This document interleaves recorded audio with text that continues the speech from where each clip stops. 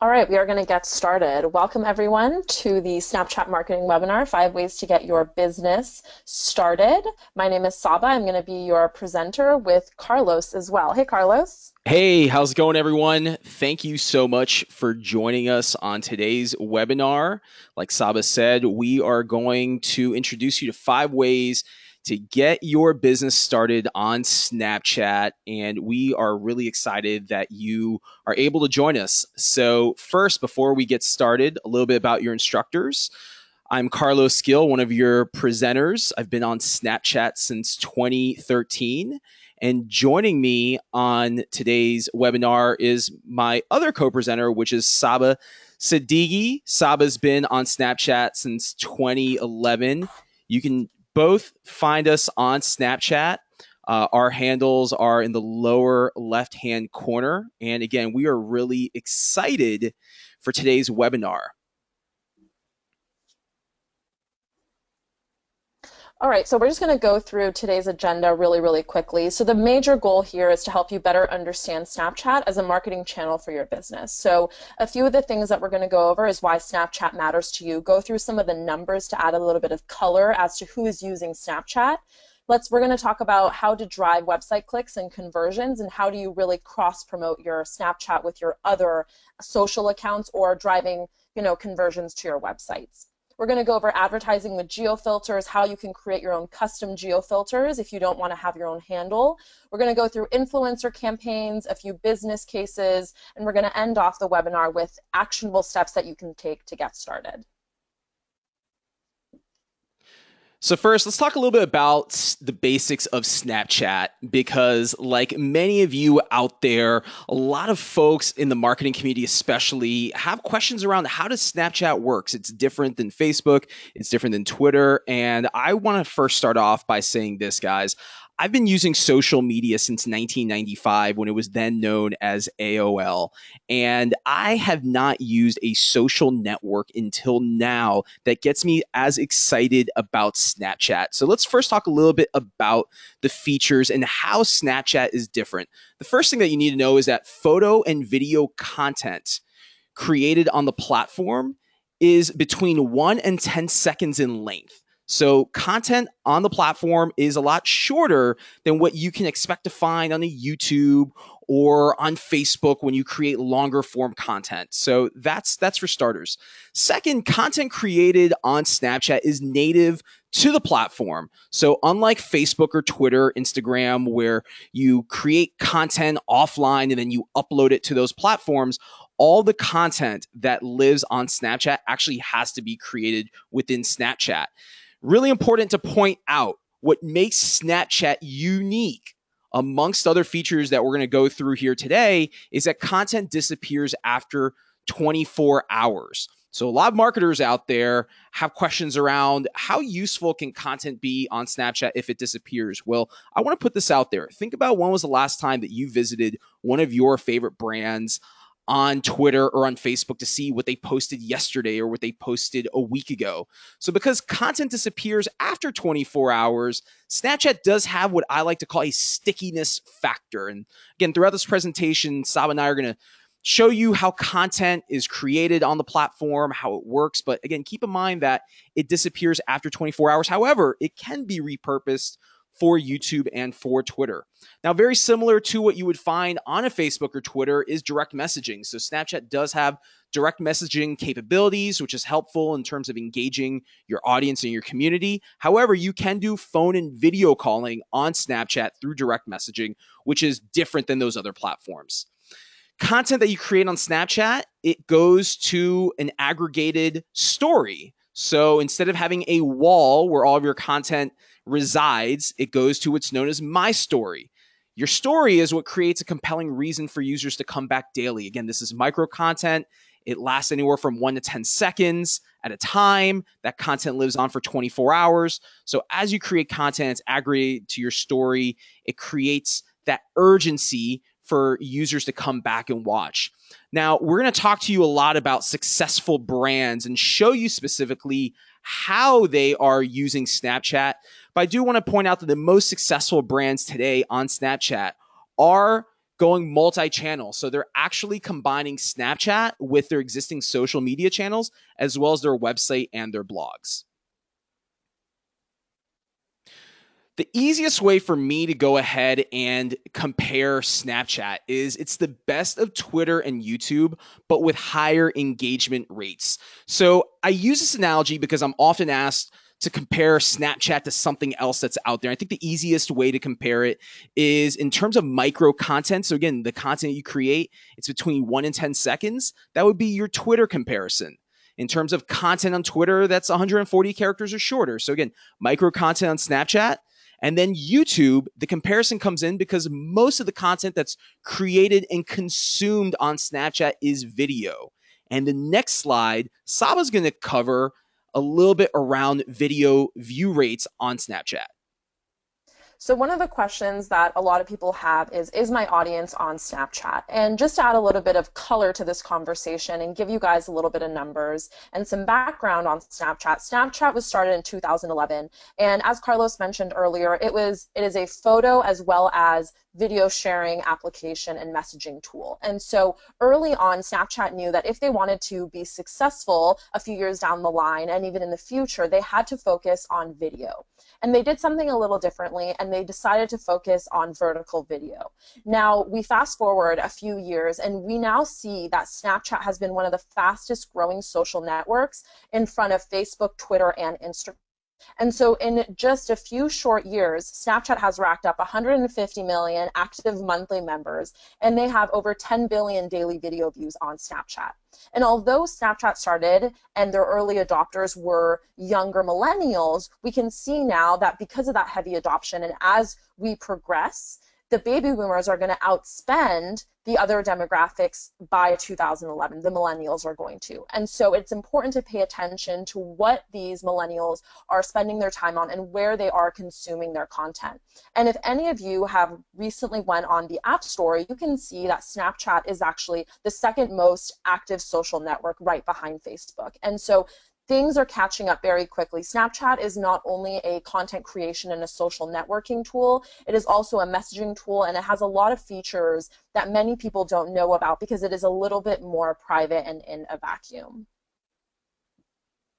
So let's talk about millennials for a moment, because a lot of brands out there often struggle with how do you reach millennials? Millennials are perhaps the most engaged audience out there on social media outside of Gen Z, and millennials' buying capacity continues to increase. So statistics show that millennials are expected to outspend baby boomers by 2017. And folks, Snapchat offers you and your business the best opportunity to reach this audience. Now, why is it important that you have a presence on Snapchat to reach millennials, besides the fact that their buying capacity is increasing? Well, it's the fact that they're engaged. And this is a demographic that for the next couple of decades, along with their kids, which are Gen Zers, are going to be the primary demographic that you want to be building a relationship with.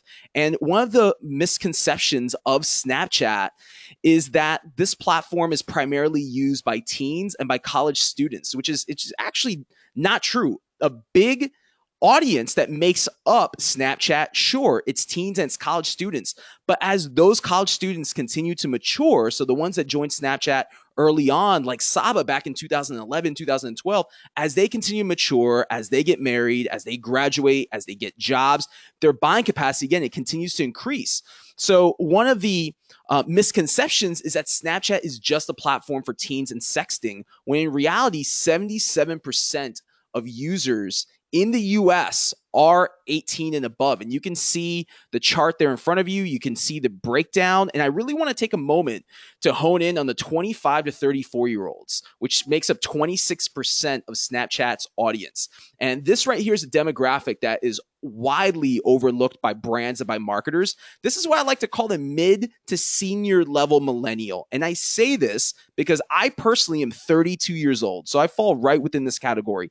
I own a house, I have cars, I have a family to support. So any brand out there who's looking for someone that has buying capacity should really be looking to focus on the 25 to 34-year-old segment. Again, this is such an opportunity for brands out there. And a lot of them are falling short on missing the mark with Snapchat because they just simply don't understand the wide array of demographic on this platform. And again, the numbers don't lie, friends. 77% of users in the US are above the age of 18. So let's continue talking about the basics. And I talked before about engagement rates. And believe you me, friends, I run a Facebook page for my company. I'm on Twitter for my company. And I tell you, there's nothing that's worse than where organic engagement has gone on these platforms today. If you're on Facebook as a business, chances are you're reaching only 1% of your community on Facebook. Same thing happens with Twitter. Well, Snapchat has kind of cracked the code on organic engagement. And earlier on, when I talked about the benefits and the basics of being on Snapchat, one of the things I talked about is content disappearing within 24 hours of it being posted. And because content disappears within 24 hours, view rates are actually proven to be much higher on Snapchat. And throughout this presentation, we're going to talk to you about tips for creating content, but something to keep in mind as you look to get started on Snapchat and create content is that Snapchat's no different than what you've been doing on other social networks for the last almost decade. If you create good content, your community will keep coming back to watch. If you create bad content, they won't watch. So it's very important that before you get started in creating content on Snapchat, you really identify who is your target audience. So who are you really trying to reach and what content is relevant for them? And if you're able to really crack that nut with reaching the right audience, creating relevant content for them, then you're going to have your Snapchat community continuing to watch every single day. I'm glad that Carlos talked about organic reach because more and more we're seeing that although social media is about connecting with our friends, platforms such as Facebook and Instagram and Twitter are increasingly a channel for marketers to make sure that they stick their ads and their promoted content there.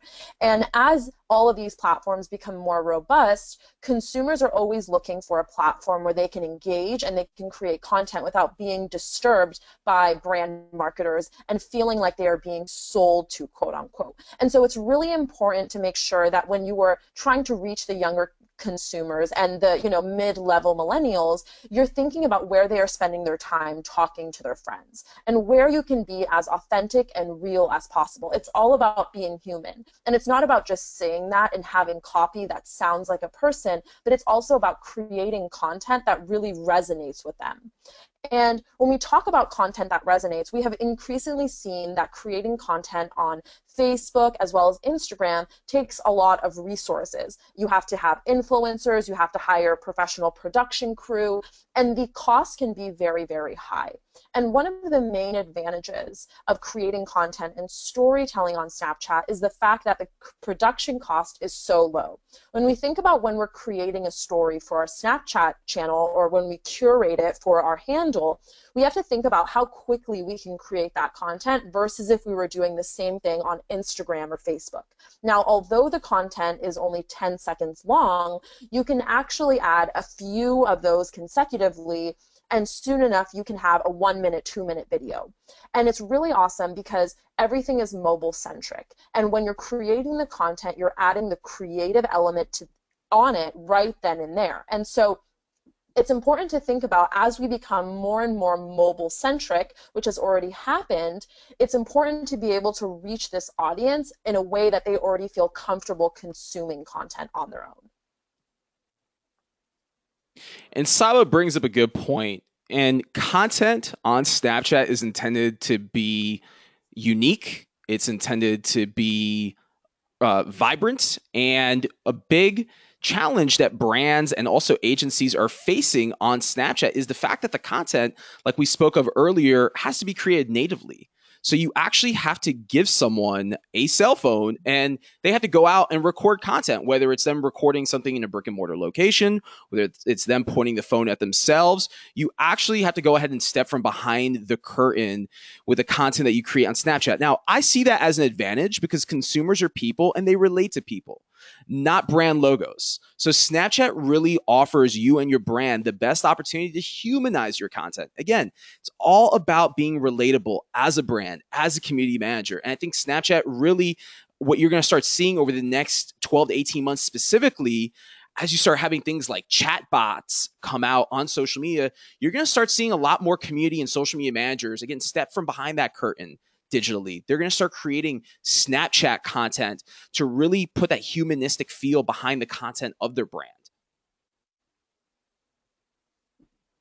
So one of the things that we want to take some time to do is talk about how do you get started on Snapchat with growing your brand's account? Because one of the biggest challenges that brands face once they join Snapchat is, all right, I'm on Snapchat now, I have ideas around content to post, but how do you actually get started? And we have some examples here in front of you. One of the best examples I want to point out is actually by American Airlines. So cross promotion across your other social media channels is a major key to your success on Snapchat. So when American Airlines launched their Snapchat account, they actually created a cover photo on their Twitter, and you see it here in front of you. It says, "Let the snaps fly, follow us on Snapchat, American Air," and it has the ghost. Gary Vaynerchuk, another great example of how you as a entrepreneur or home-based business owner or as a business thought leader, how you can leverage your own presence by having your snap code replace your logo on your profile pic on your page or on your Twitter account or on your profile.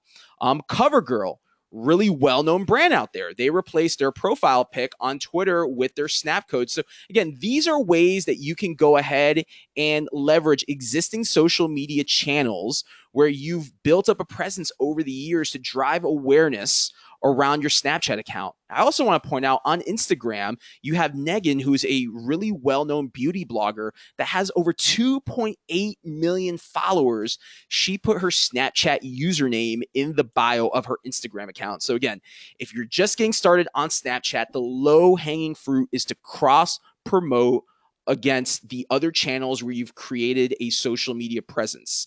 Go ahead and use those channels to drive awareness that you're on Snapchat, promote that you're creating Snapchat content. And what you'll see is that very quickly, you'll start gaining followers from those channels.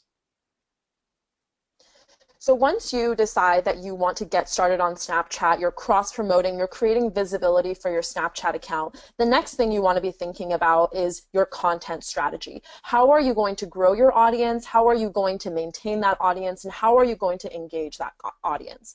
And I have been on Snapchat since 2011, and I have seen this platform really evolve from the time there was stories and from the time that they launched their discovery channels and when influencers started to really gain traction.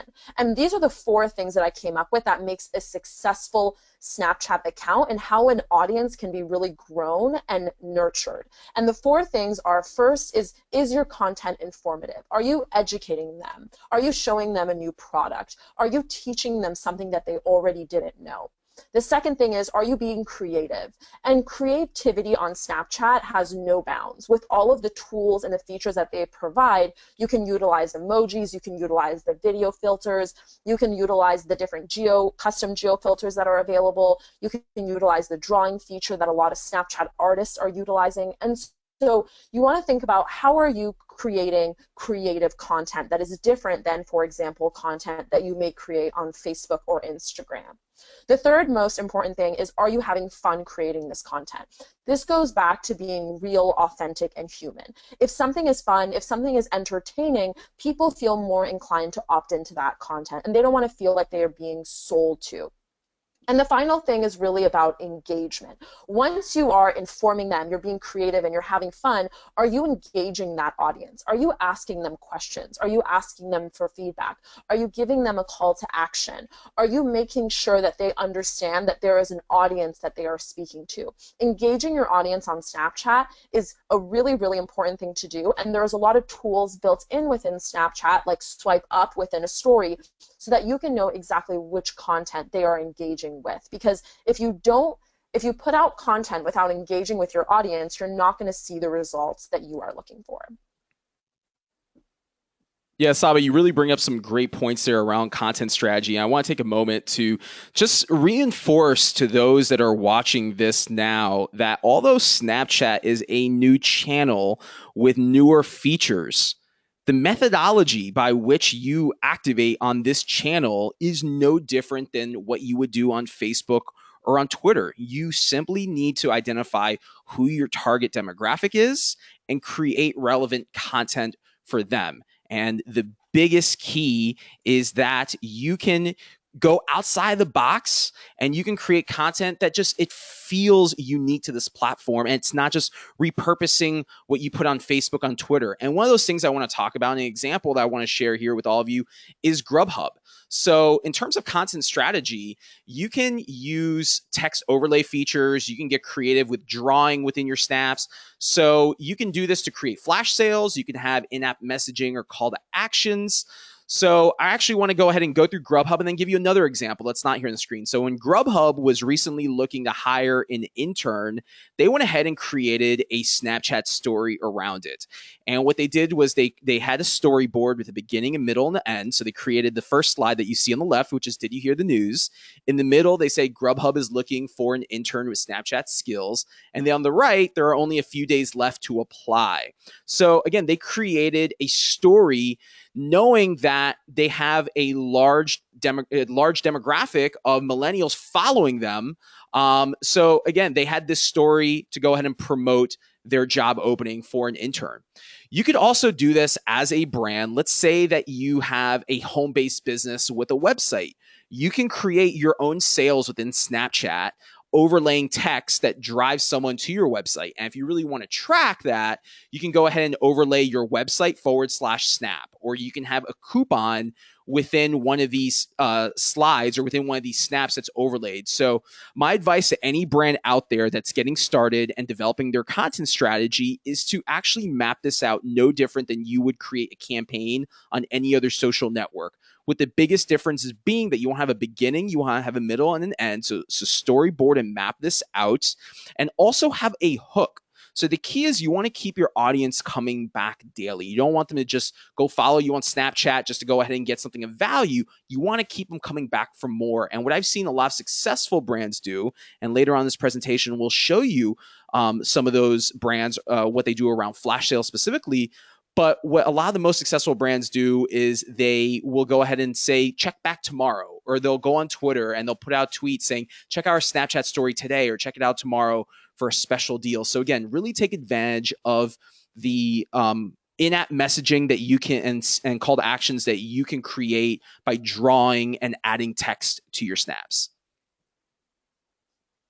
One thing I do want to point out, and this is extremely important, is that there's no instant ROI on social media, and Snapchat is like any other channel. You really need to center your strategy around first growing your presence on Snapchat, then engaging your audience. And once you've grown and you're engaging your audience, then you can convert. So a lot of marketers, they get on Snapchat, they get really frustrated right away because they see that it takes time. And realistically, friends, this is a 12 to 18 month process.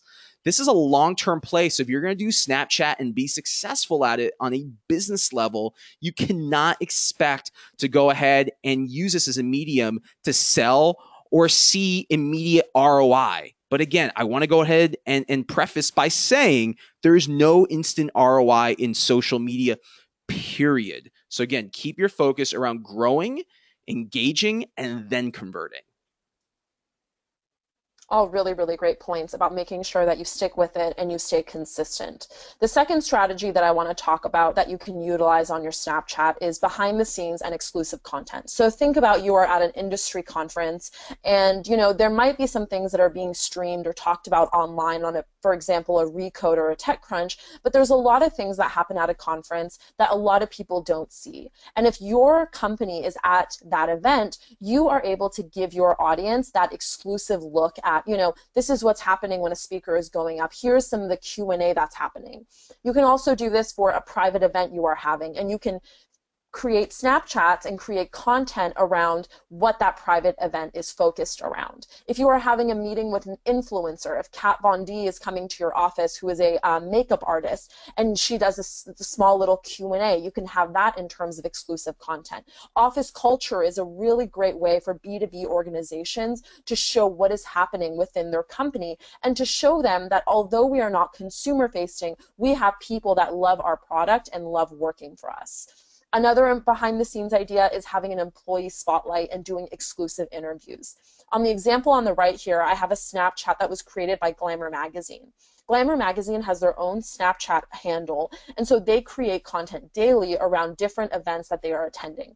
And this was at the Woman of the Year conference, and they have a Snapchat with their editor-in-chief, Cindy Levy.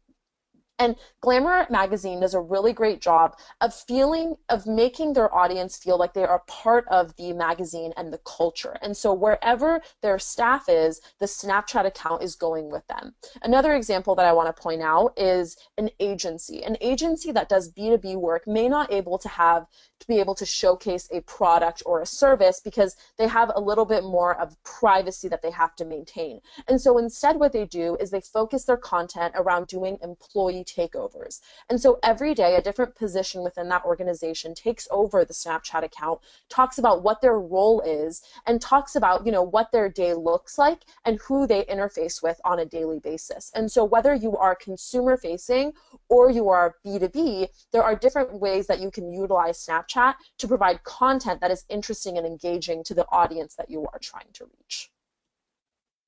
A third content strategy is being able to captivate and hire the influencers that are on Snapchat. So the main reason that someone would hire an influencer if you are a brand is that that influencer brings their tribe and the association to your brand. So when we look on the bottom left here, M. Platko is a Snapchat artist, and he was hired by Walt Disney to create a content story on Snapchat with his expertise. And so for people that are Snapchat artists, they usually have a little bit of a lower target audience. And so this was a perfect collaboration with him. And so as you can see, he created branded content for them. Now an influencer can create content on their account and push that audience to your personal account, or you can hire them to create content natively on your account. It doesn't matter. Regardless which option you choose, the influencer is going to be cross-promoting, and that's what's really important. And they're bringing a different style. On the right-hand side, we're seeing this Instagram post that I put in here. Sephora does a really great job of cross-pollinating their audiences. So they're telling us, they're pre-promoting, they're saying, hey, on May 4th, Irene Kim, who is who is on Snapchat and does a lot of beauty content on Instagram, is going to be taking over their account. So people who are interested in Irene, they're interested in makeup, they're interested in Sephora, they are going to know that they should add the account so that they can follow her. And so this is a really great way to do a little bit of pre-promotion, and when you have a content calendar, you can do things like this and make sure that you get optimal results and optimal viewership during this time.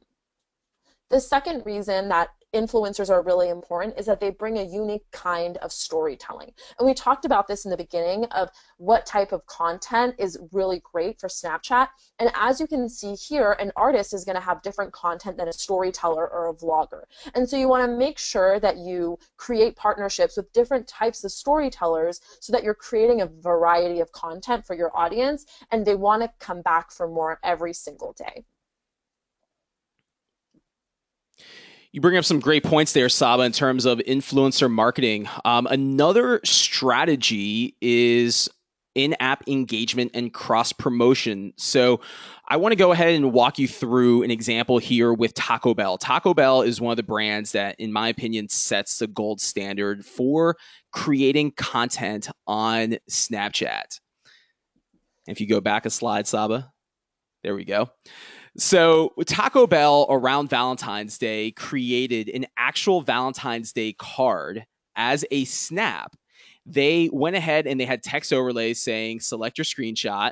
So followers of Taco Bell could actually go ahead and screenshot this snap. They could personalize it, and then they could send it to a friend. Now, if you look closely, you'll see that Taco Bell has what appears to be, I want to say it's a queso chalupa, or one of their items on their menu. So again, you can go ahead and get creative. You can create content that engages your audience and encourages participation on other networks. So not only on Snapchat, but you could encourage that followers on Twitter or Facebook take part as well. So again, you can get really creative with engaging your community I definitely encourage you to do so. Now, another example around content strategy on this slide is actually with W Hotels, and it's around geo-filters. So geo-filters are a great way for your brand to actually be on Snapchat without necessarily having to create content or have a presence. So what W Hotels did is they have geo-filters at hotels all over the world, and you can see now these geo-filters, they've overlaid phrases which are actually millennial centric. So the one in the middle is current situation. This is something that millennials often say on their status update on Facebook or on Twitter. You can see that this is from, it looks like their hotel in Times Square. The one on the right is auto reply OOO, which stands for out of office. So again, you can get really creative with using geo filters, and this is a really inexpensive way for you to not only advertise within Snapchat, but to also have users on Snapchat create content for you. On the next slide, there's actually an example of someone that many of us know and follow, and this is actually from Gary Vaynerchuk. So when Gary Vaynerchuk launched the Ask Gary V book, he ran a geofilter at one of his book launch parties, which was in St. Louis, and you see it in the middle. Gary V ran a geofilter for a total of 5 hours. He spent less than $63, and he gained over 200,000 impressions at a cost of 27 cents CPM. So again, this is a really inexpensive way for you to be able to not only advertise within Snapchat, but also to have other users create user-generated content with your company's branding. So if you are a brick and mortar business, geofilters is definitely an area of opportunity where you should be looking to go ahead and invest. And as we move through this presentation, we'll actually show you how geofilters work and how you can create them for your business.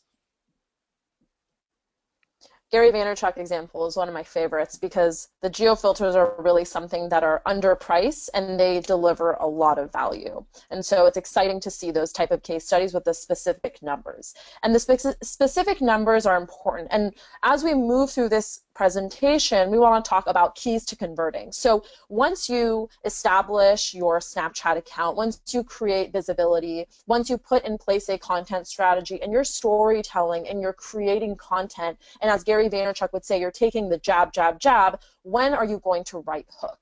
And the most important thing for you to do is to make sure that when you are creating content for your audience, you are influencing them. And once you have been influencing them for a time, give them direction on what you should be doing and what you want them to be doing for you. And so when we talk about converting, DJ Khaled is an amazing example of this. Last year in November, he began creating a lot of content on Snapchat. He had a very specific brand voice. He had a very specific message. It was centered around motivation and the type of life that he lives. And on the bottom right, I'm going to start there. I'm going to show you guys where he is in terms of views right now. These are not impressions. These are not vague metrics. That is an eyeball, and that is how many people are consuming his content. Each one of those items are 10 seconds pieces of content, whether they are a photo or a video. They are content that his audience is consuming. And you can see there were 3 million views, 2.9 million views, and you can see the amount of screenshots that are happening there. So the engagement and the retention on the content is very, very high. Now you ask, how do I convert that audience? Now, one of the ways that DJ Khaled has converted his audience is that he's taken a lot of the apparel that he wears within his Snapchats and he is selling it on his website, which is called wethebest.com. And as you see here on the left-hand side, you see the picture, and he has a t-shirt on that says another one, I'm assuming. He sells that t-shirt on his website. And on the top here, you can see that he sells these sandals that he is constantly wearing. He wakes up, if you've seen his content, he walks into his kitchen to have some breakfast, and he shows these slides, as he calls them. And this is how he is selling them. Now, DJ Khaled doesn't have call to actions necessarily because he has such a large audience, but you can see that he is influencing his audience, and they are coming back and consuming his content daily. And so this is a really great way to make sure that you are not only influencing, but you are pushing them and letting them know this apparel is on sale. And Now, when we see DJ Khaled, I recently saw him at the White House Correspondents' Dinner with Chris Sacca. Chris Sacca was creating content with the same lingo that DJ Khaled does, and so his influence is spreading outside of Snapchat and social networks and people buying his apparel, but also the way that they communicate with each other. Another example for converting is having a flash sale. Now, a flash sale does two things very well. It creates urgency as well as exclusivity. So you're telling your audience, we're going to be running a specific campaign and a specific sale, and it's only available today or it's available within the next 3 days. But you're providing them with something to do. And on the left-hand side, you see the example for Paracord Planet. And they're letting you know that if you send them a snap, they are going to respond with their coupon code. So in this example, they're not putting their coupon code in a Snapchat and putting it into their story where people can screenshot.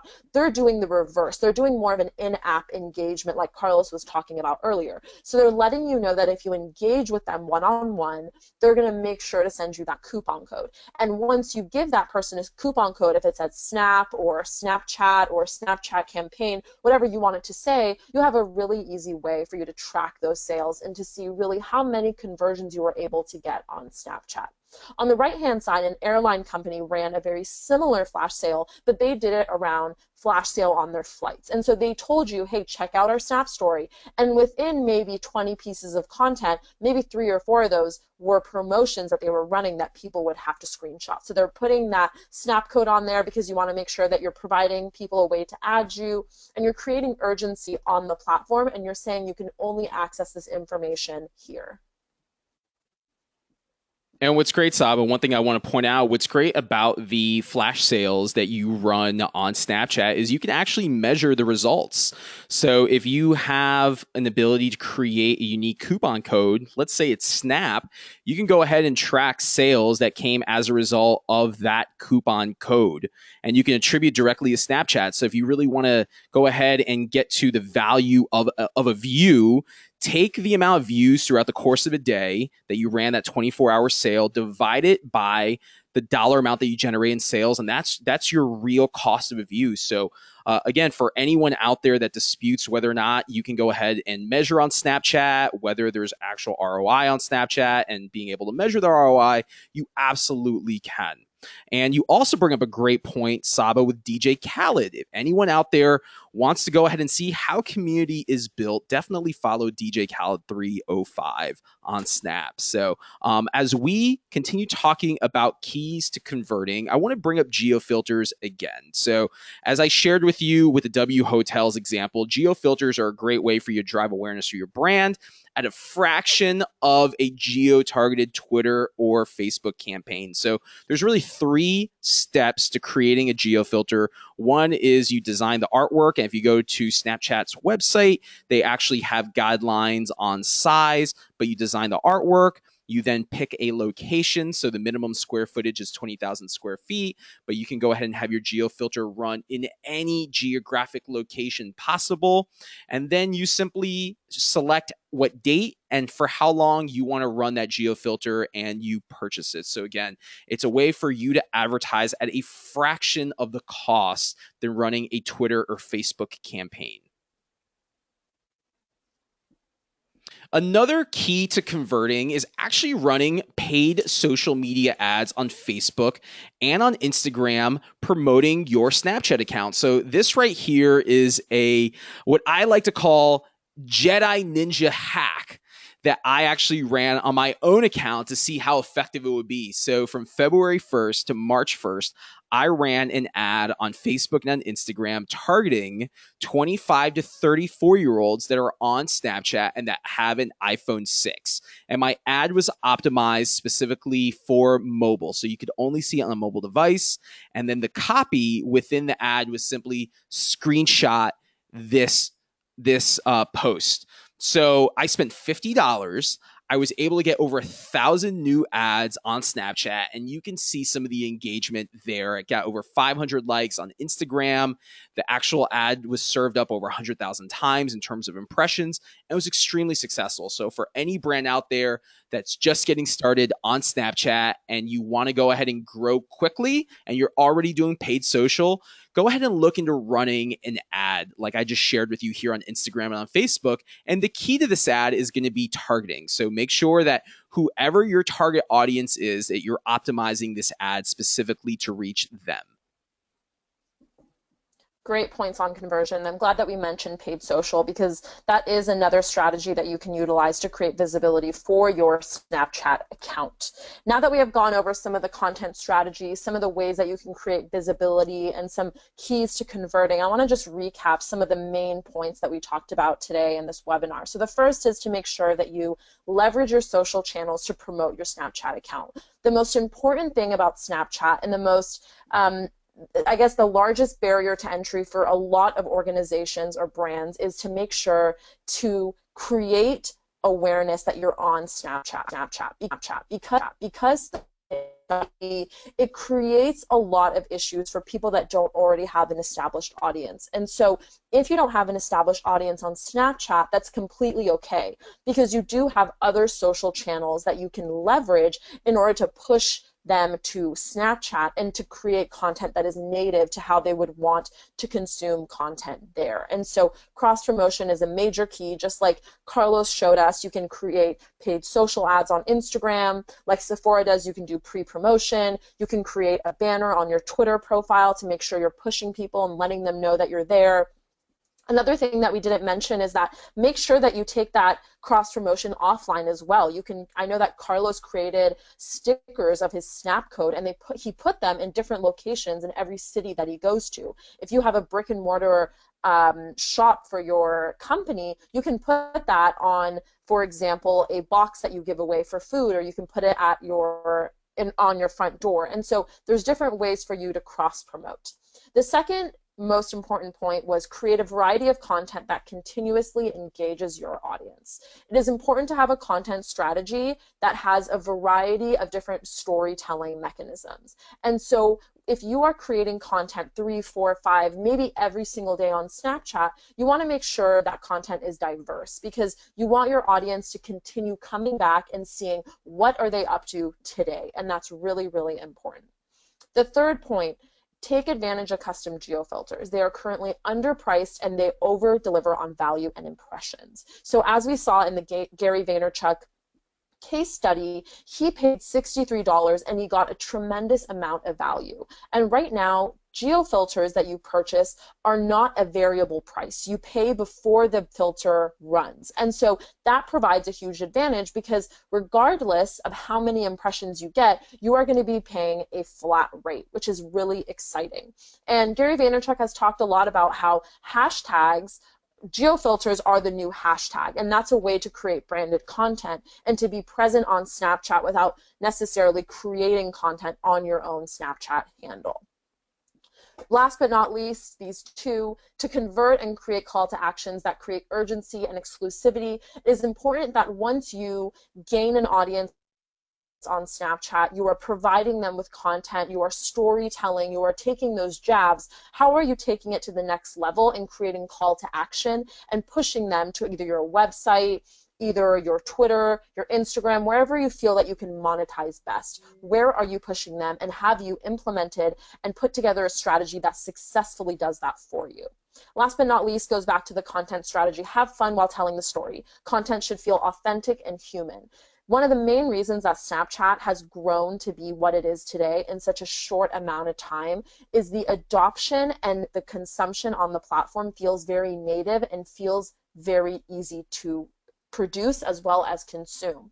And so when you're telling your story, don't be afraid to use the different features. Don't be afraid to be silly. Don't be afraid to think outside of the box. Use the facial recognition filters and really make it fun for your audience to consume your content, because there is nothing more important than being different and having different perspectives on your Snapchat. Those are really great points there, Saba. So before we open up the floor for Q&A, here are a few action items and next steps. What we like to call tips and tricks to help you get started on Snapchat. So the first is create a custom snap code with your brand logo. And you can easily do this if you have Photoshop. Use that custom snap code with your brand logo as your profile photo on Facebook. Use it on Twitter. Put it on your website. The next is if you have access to CRM data. email and phone numbers. Export that CRM data to drive Snapchat follower growth and run Facebook ads. So you can upload that data on Facebook to go ahead and run ads targeted at those users. You could go ahead and import that data into your address book on your iPhone, say, so you can go ahead and easily discover who from your CRM list is already on Snapchat. Also, create a video snap in My Story around a day at your company. So, the easiest way for you to actually get started on Snapchat, and I believe Saba spoke a little bit about this earlier around content strategy, is to go ahead and create content around a day in the life at your company. So, do an interview with your C-level executives. Go ahead and show what it's like to work at your organization. Also, create video content around valuable how-tos. So, if you have a product to sell, or you have various products, if you're a home-based business, if you are, let's say, someone who does website design, talk about the value that your services offer out there. Really create as much video content that adds value.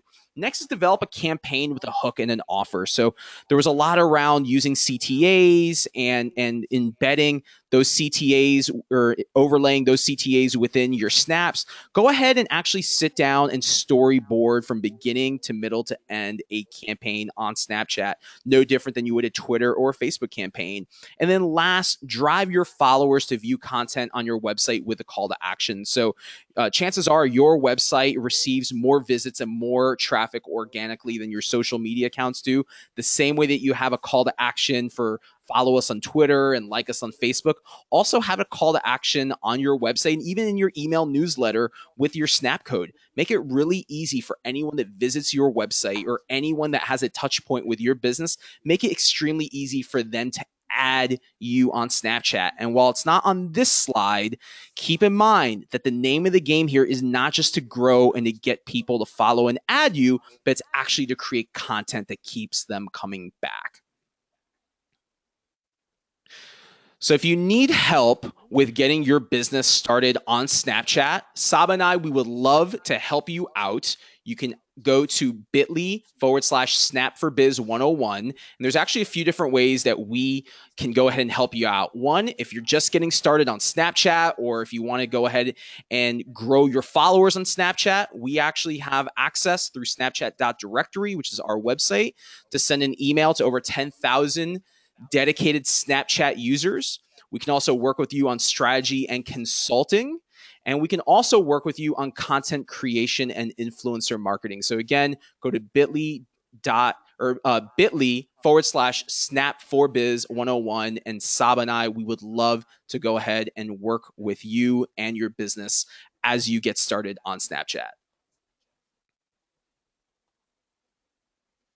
Well, this has been a great hour. We have exactly 10 minutes for Q&A. I just want to remind everyone, if you want to stay connected with us, we have our Facebook, our Twitters, our LinkedIns, any form of social media that helps you stay connected with us on here. If you want to add us right now and you have a question, you can also snap it to us personally. All you have to do is hold your Snapchat camera on the screen, and if you either hold down on the snap code or take a photo of Carlos or I's snap code, you can add us very easily that way. So we're going to open it up for questions. I think we already have a few that came in, and so we're going to start with those. If you do have any questions, please just submit it in the question box that we have, and we will get through them. So the first question, Carlos, that we have is, how do you put a custom picture in your snap code? He asked, Snapchat only allows me to take a picture natively, and how do you get your brand? And as we have here, both of us have actually put our custom photos in there. Yeah, great question. So you can actually go to snapchat.com and log in with your account, and you can download a PSD file of your Snapchat code. And if you have Photoshop, you can go ahead and simply overlay that snap code over a logo or over another photo, like you see Saba and I here in the example in front of you. Or if you're like me, who's not necessarily savvy when it comes to Photoshop, you can go on Fiverr, and for as cheap as $5, you can go ahead and have a designer do it for you. Awesome. The next question we have is from Chelsea. She asks, how can a nonprofit organization create a filter. Now, I can start off with this one. The geo filters are really interesting. You can do it on the web, and in terms of creation, they actually provide templates for those that don't have in-house designers. And so you can either use a template that they have for you on the website, or you can contract it out, just like Carlos said, to someone on Fiverr or another freelancer for them to create a geo filter for your nonprofit organization. And when you think about creating this geo filter, think about what is going to make people utilize it. So how can you incorporate your branding as well as something that people want to engage with? Do you have anything to add to that, Carlos? No, I think you're absolutely spot on. Awesome. All right, Emily Ferreira asks, when trying to educate your followers on a complex topic, it can sometimes take a few snaps to get the point across. What would you say is a good length for a snap story? Not too long, not too short. Do you want to start with this, Carlos? Yeah, I think the length of a snap story is going to vary based on your brand or your business or who you are. My snap stories on a daily basis tend to be somewhere between 4 to 5 minutes. That's because I take a lot of questions from my community and I'll answer them. And sometimes it's hard to answer a question in 10 to 20 seconds, which comes out to be 1 to 2 snaps. So again, I think it all depends on the value you're adding to your community. I think if you are simply telling a story, you can probably get your story across in a matter of 1 to 2 minutes. Which again, 1 to 2 minutes is going to be somewhere between 10 to 20 snaps. What are your thoughts, Saba?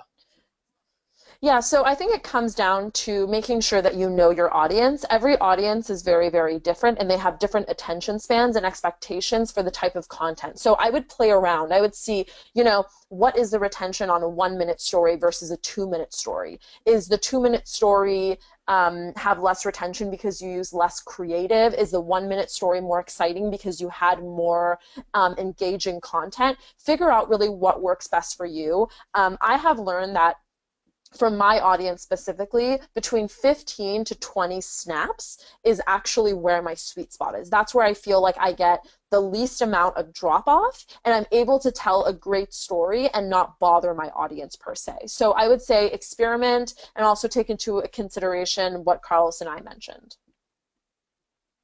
All right, we have a question from Aaron. He wanted to let us know that we had a lot of valuable info and takeaways. Thank you so much, Aaron. And his question is, do you know of any sports organizations who are doing a great job on Snapchat?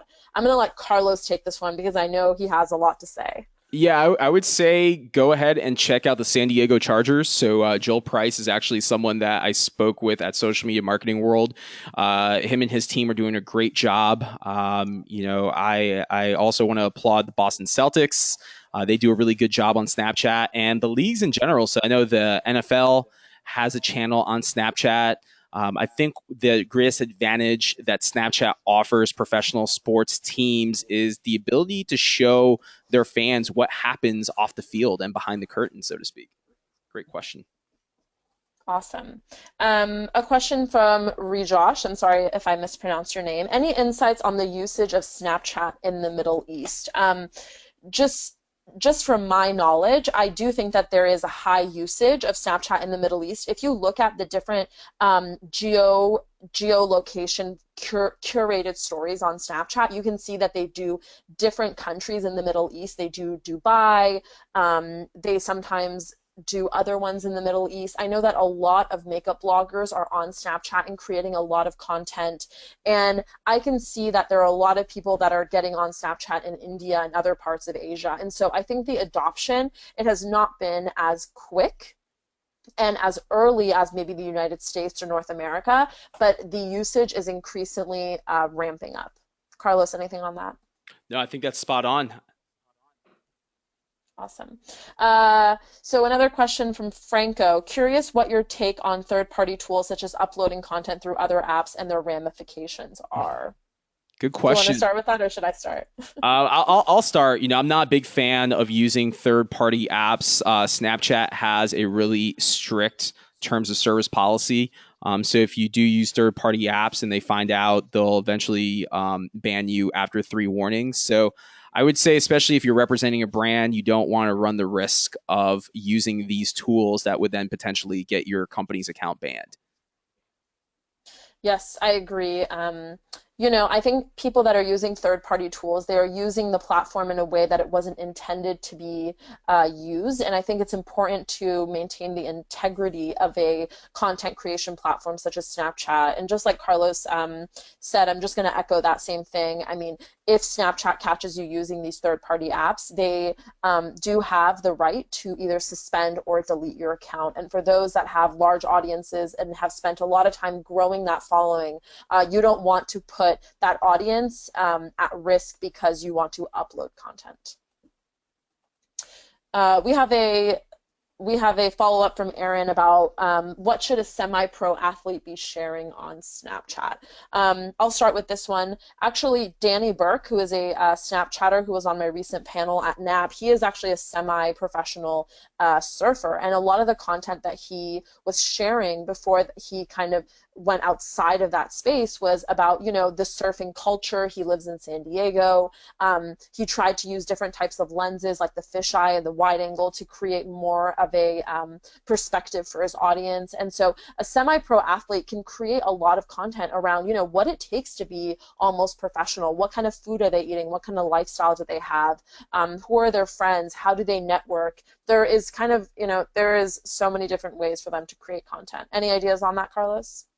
Yeah, I'd say really give your community insight as to what it's like a day in the life of you, and that's a unique thing about Snapchat is that there's not really a guide or a template. It's all about what's relevant and unique to you, especially as an individual.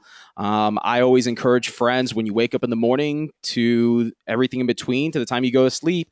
Show what happens throughout the course of your day. So if you're a semi-pro athlete, show yourself working out. Show your community and your audience out there what goes into you performing on the field. For example, if you're a football player.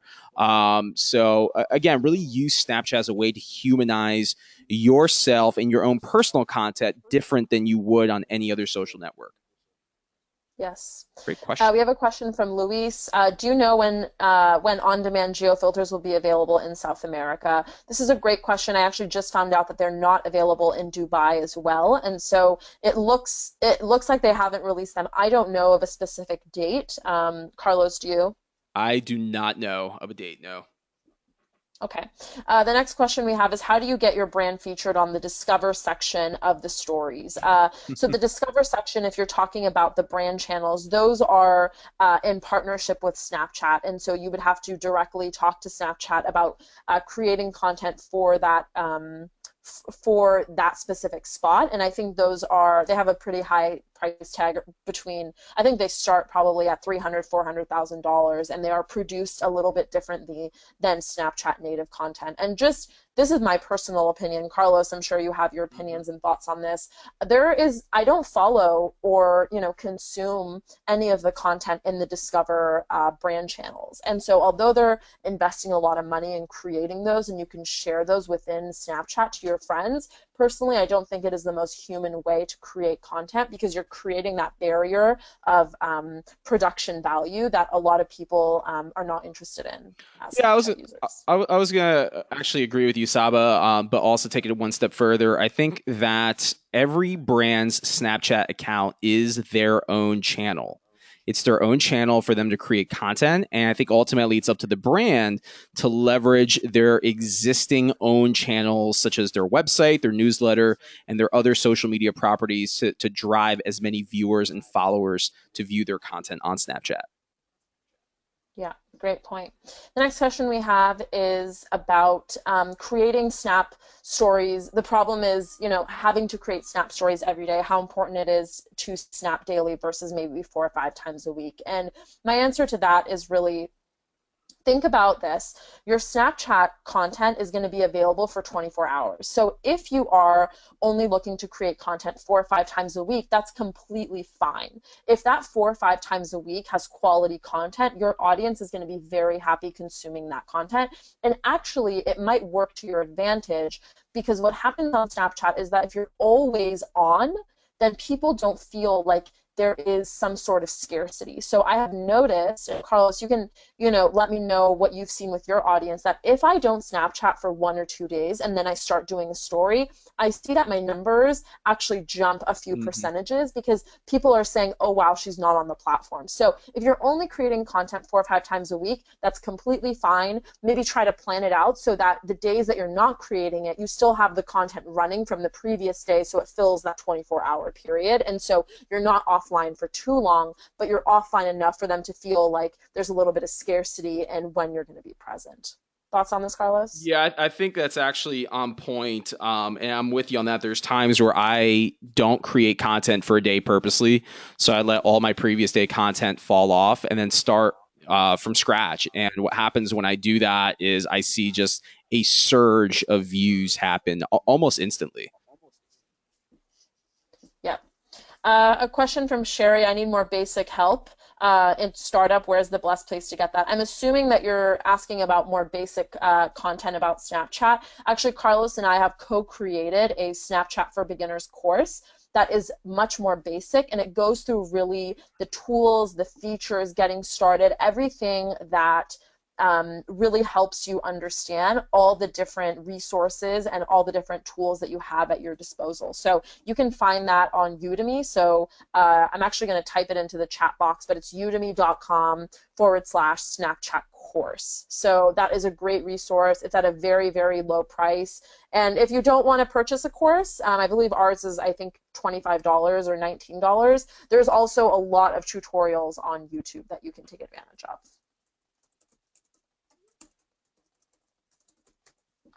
Okay. The next question is from Ken. How much time do you invest into watching other Snap stories versus producing your own content? Carlos, you want to start? Yeah, so I spend a good amount of time actually dividing my time around creating content, watching other stories, but also engaging directly. So what happens is when I create content, I then have a flood of messages come through my inbox or my DM as I call it for direct message. So I would probably say I spend a third of my time doing each. So again, creating content, responding and engaging, and then watching others' stories. Yeah, for me, I used to spend a lot less time consuming content, but I find myself consuming a lot more content. I probably spend 60% of my time creating content and 40% of my time investing in other people's Snap stories. And that's purely for my own entertainment. I have a very unique style in which I create content. So I'm not really looking, I am looking, I guess, subconsciously for inspiration, but for me, it's just about being able to really see what other people are doing and to connect with my friends. All right, so we are at 12:05. We want to try to wrap it up. We have a few more questions and we have a bunch more left. So I'm going to go through these and see if ones that see what tools you're okay. This is a good one. What's the maximum number of friends you can add on Snapchat? As I discovered the hard way, you can add up to 6,000 friends. So you can follow up to 6,000 people on Snapchat. And then once you get to 6,000, you cannot follow anyone else. So at that point, Snapchat forces you to unfriend followers. Awesome. Jennifer Alvarez has a great question. How do you get a local live story like today's Lagos, Nigeria, and students versus finals? So that's a great question. So the way that those that content actually gets curated is that Snapchat realizes that there's a flood of content in a certain specific location. And so what happens is they create a live story that people can then submit to. So I'm assuming that students versus finals, a lot of people are going through finals right now. So they decided, why not curate that content? So it's not something you can necessarily get on there, but it's something that it's a trigger that happens within chat that when there's a flood of content coming from a certain specific location, then Snapchat will create that. Do you have anything to add to that, Carlos? No, you were spot on. Okay. Um, I don't think we have time for any more questions. I do think we have a few more that we didn't get to, unfortunately. If the questions that we didn't get to, either you can either snap them to us, or we have your names here, and we will individually just send you answers to those. You can also I want tweet to at thank, us, and you see our Twitter yes, you can information there on also the screen. Yes, you can also tweet at us. So I want to thank everyone for attending this webinar. I think it was a really great hour. Hopefully, all of you guys took a lot of takeaways and actionable items that you can start making moves on today. We're really excited to see you guys on Snapchat. Please don't forget to connect with Carlos and I, whether it's on Snapchat, Twitter, Facebook, LinkedIn, whatever it may be. Also, there's a very, very short survey that if you have a few minutes, please fill that out. It'll really help us to improve and to really provide content that is most helpful to you. Any closing thoughts, Carlos? No, just want to echo what you said. Thank you so much for everyone that joined us on today's webinar. We really appreciate it. And again, if you have any questions for Saba or I, be sure to add us on Snapchat and also tweet at us, and we will go ahead and answer that for you. Awesome. Thanks so much, everyone, and we will see you on our next Snapchat marketing webinar.